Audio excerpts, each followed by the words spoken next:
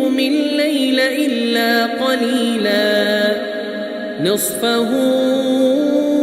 أو انقص منه قليلا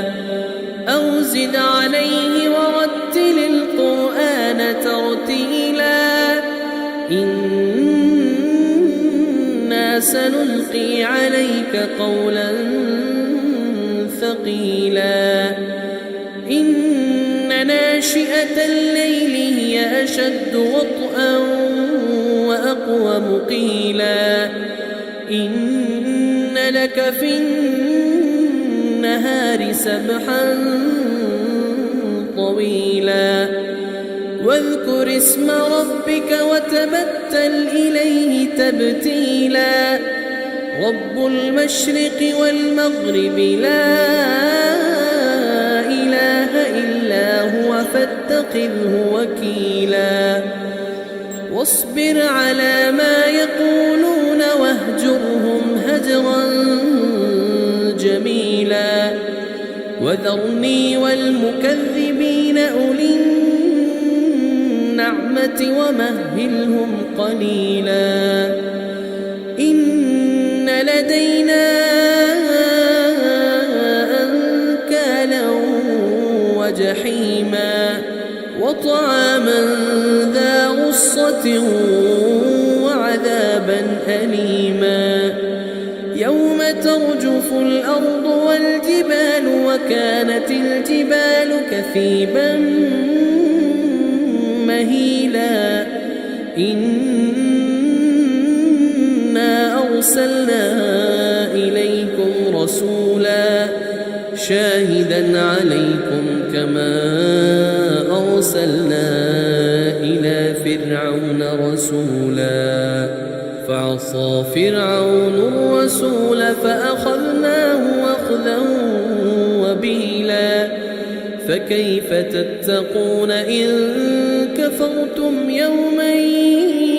يجعل الولدان شيبا السماء منفطر به كان وعده مفعولا إن هذه تذكرة فمن شاء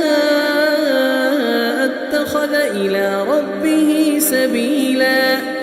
إن ربك يعلم أنك تقوم أدنى من ثلثي الليل ونصفه وثلثه وطائفة من الذين معك والله يقدر الليل والنهار علم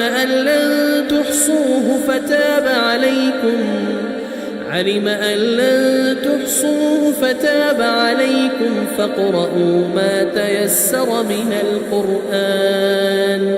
علم أن سيكون منكم مرضى وآخرون يضربون في الأرض يبتغون من فضل الله وآخرون يقاتلون في سبيل الله فاقرؤوا ما تيسر منه وأقيموا الصلاة وآتوا الزكاة وأقرضوا الله قرضا حسنا وما تقدموا لأنفسكم من خير تجدوه عند الله هو خيرا وأعظم أجرا واستغفروا الله